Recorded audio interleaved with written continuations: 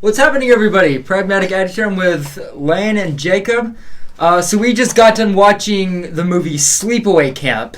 So have you guys ever seen Sleepaway Camp before? Yeah, a couple times. No, but I'm pretty sure it was a TV movie. It gave me a TV movie vibe. So I never actually watched it through and through. I had seen parts of it, well, mostly because I'm not a huge slasher movie fan. I don't think that... I mean, I think the slasher genre is original. It's one of the most iconic and, most infamous genres of horror. But I just don't find the slasher genre to be all that exciting a lot of times. But Sleepaway Camp is exciting. So Sleepaway Camp is a 70s slasher film. I mean, it came out in the time where slasher was a huge thing. You know, films like Halloween, Texas Chainsaw Massacre, Black Christmas, as well as Sleepaway Camp, they all came out in the 70s. And Sleepaway Camp has earned its cult status for just the things that this movie went with. And not even for its time, just in general. I mean, this is a movie that really does, I think, in my opinion, have one of the most just gnarliest twists. So right off the bat, Sleepaway Camp, in my opinion, I feel like it kind of, in a sense, pokes fun at the slasher genre and just teen films in general. It's not exactly a scary film like Friday the 13th or Nightmare on Elm Street or Halloween. Those movies are very, very horror elemented. They have a lot of iconic scenes to them. They have a lot of grisly murders to them. And, you know, they have that suspenseful theme. You know, we obviously all know the Friday the 13th theme as well as the Halloween one. These are films that are generally, you know, taking place at night or in the dark. I mean, they're horror films. Sleepaway Camp is a lot different. It's a film that has not really any sort of solid character development with its characters other than Angela, and it is filmed during the day. It does take a lot of different routes. It's got a lot of comedy to it, whether that's, again, intentional or not. The camera work was very, like what Jacob said, it was very like a TV movie. Yeah. To a point where I think it was like they used cameras from like an old 1980s, 70s porno. Well, it's funny because me and Jacob were talking about that with Friday the 13th. Like we were just like, did they just get like porn actors to like did they just like recruit people from like adult films?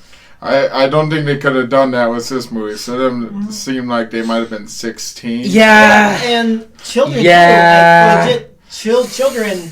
Yeah. Acting, and this is the first horror movie I've seen like dead kids. Yeah. Well, I don't know because like again, it feels like it's poking fun at teen films, which may not actually be the case. Especially with the movie coming out in the 70s, like during that era. Mm-hmm. I don't know. Maybe it's just a bad movie. Mm-hmm. But maybe it's actually trying to poke fun, in a sense. It's like... There's a cop with a fake mustache. He has brown hair, and the cop's mustache is black. It changes 2 times. And it looks like you could just rip it off.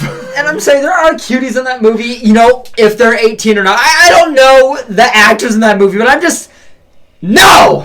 It's not like that! I'm just saying that there are people in that movie that are attractive people! But goddamn, dude, the hairstyles. I mean, there was a chick in there rocking the Debbie from Napoleon Dynamite. Like, that's what I'm saying. Like, I don't know what was big in the 70s. It was like... But, damn, there's a guy rocking a blue leather crop top. All the way up to here. Wearing a Converse All-Stars t-shirt, rocking Nikes with Vans socks. Children. Like, I'm sorry, but again, that's what I'm saying. Like, I don't know if they're trying to poke fun, if it's just not taking itself seriously, or if that was a thing in the 70s. Because again, also, Friday the 13th, like I watched that movie, I'm like, yikes. Also, I think that movie may have been sponsored by, of all things, Pepsi, because there were a lot of Pepsi signs and a lot of Pepsi ads. Probably their only sponsor. I'm sorry, dude, but even the kills in that movie, again, this is a slasher movie. This is a person who's at a camp who's killing off teens. It's a slasher movie from the 70s. But there's no real deaths that I actually like that are actually memorable. Like, at least with fucking like Friday the 13th, there are deaths that I remember.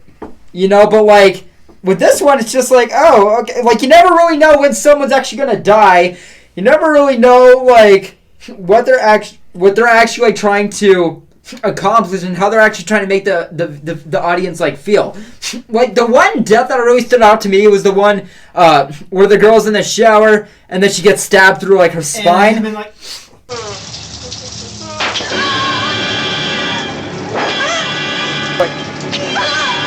yeah, I'm like, oh, okay, well that's solid, that's gnarly. but That's a there was good also the one with the kill. beehive. Yeah. The beehive, yeah, that's some Candyman shit. Oh, also minor spoilers for a movie that's been out since, I don't know, the mid 70s? This is late what 70s, early don't 80s. worry about it. This is what I said with Friday the 13th. I'm like, spoiler, it's Jason's mom. Hey, dude, fuck you. The movie's been out for 40 years. I remember like why it had its cult status. But I don't know how much that actually like held up or like how much that actually like did justice. But like when we were watching the movie, I'm like, even if it doesn't have this ending, this movie is ridiculous. This movie's fucking bizarre, dude. I remember watching the sequel to it. Also there's 9 sequels to this movie, but the second one I liked. I haven't seen the second one. It's funny because with Friday the 13th, I've seen a couple of the movies, but I gave up on them very fast just because I wasn't a fan of Friday the 13th as it was. On Elm Street, though, I would say that there was a few that I actually was cool with. Same with Halloween, but Sleepaway Camp, I never actually saw the other films. I feel like the only reason why this movie got a sequel, like any of the other slash films, I mean, Halloween, Nightmare, Friday the 13th, they all have, like, you know, a billion movies, but, like, I feel like this one, because, again, it's not that standout-ish of a slasher film. It's not scary. It's not tense. The acting is very bad, but god damn it, it's a good time. Because it looks like they literally just took kids from camp and like, hey, act! Yeah, I feel like the reason why this got a sequel is because it was because the film that became a cult film. But the only reason why it became a cult film is because of that iconic ending. The thing with slasher movies, again, I don't like slasher movies. There are slasher films that I like, but if a slasher movie is coming out, I'm not that jonesing for it. I will watch it and I will give it a chance because they are really hit and miss. It's like the most hit and miss like area. Boy, you gotta stop yawning in the videos. You gotta take a fucking nap. This is the 4th video he's gonna fall asleep in. With slasher movies, like for example, Scream. Like, someone asked me, like, you like Scream? I'm like, I mean, I'm aware of it. I don't know if I like it. Drew Barrymore and Matthew Lord in that movie are iconic. Skeet Ulrich, sure, but like, see, that's the thing is, like, with slasher movies, I feel like what's gonna get them into the level of, like, good is, I'm sorry, but being, like, having things that are gonna do good. Like, I'm sorry, but slasher movies, like Halloween and Nightmare on Elm Street, those movies are generally fucking scary. Like, we've talked about this in my other videos. Like, those movies are fucking scary.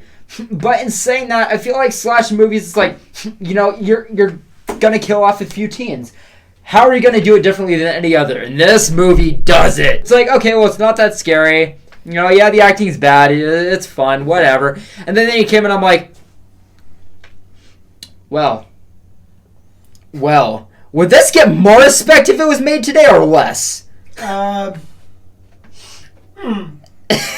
And I'm trying. It's funny because with Friday the 13th, I was like, I don't give a shit, dude. Fuck. Here's the twist ending, whatever. And like, I'm not gonna go into depth with this one because even if you know the ending or not, or even if you've seen the movie or not, revisit the movie just for that scene. For that scene. A lot of the actors have this weird thing of making their mouth open up really wide when they talk like this, like, ah! Yeah. I just love the dialogue. Like, someone's like, come on, Paul, let's go make out. And he's like, oh, way off, will ya? This is one of the best damn bad slasher movies ever made in America. Obviously, another thing with slasher films is that they're known for not necessarily being good or scary or realistic, but they're fun to roast with a few friends. Like, it's a good drinking movie. Yeah, again, this is it's a 70s slasher movie. It's going to be bad or whatever, but the acting here is atrocious on a godly level. It is so bad, but it is so good. As I said, I think they brought kids from a real camp and be like, hey, do you want to be in a horror movie? They're like, sure. Sure. That's probably exactly how they responded. Mm-hmm. Overall, I'm going to give Sleepaway Camp a 4.3 out of 10. Again, it's not a movie I would call bad exactly. It's not as bad as Friday the 13th. Like, Friday the 13th is bad, but it's just fucking plain boring. This movie's bad, but god damn is it entertaining. That's going to be my take on Sleepaway Camp. If you guys want to say a few things, go right ahead. I've said what I need to say. I'm going to just laugh myself silly if I keep talking. It's a fun drinking movie with friends. Yes. It has... If you like TV movies, it has those things where it looks like it cuts to a commercial, blah, blah, blah. If you're on a first date with a girl who's never seen Sleepaway Camp, this movie, put it on. Put it on. It's perfect. It's perfect. It's stupid. It's funny. It's a slasher movie that isn't exactly scary, and the twist is really going to set whatever it is in motion. Yes, that's going to do it for the Sleepaway Camp review today. Atrociously bad movie, but a heavenly entertaining one. Watch Sleepaway Camp. It's not good, but goddamn is it fun. So we'll see you in the next video, guys. Also, The Nightmare on Elm Street, gonna have to refilm that one. Had some difficulties with it, and it'll be the next review. So stay tuned for that. Coming soon. But yes, Sleepaway Camp. Take care.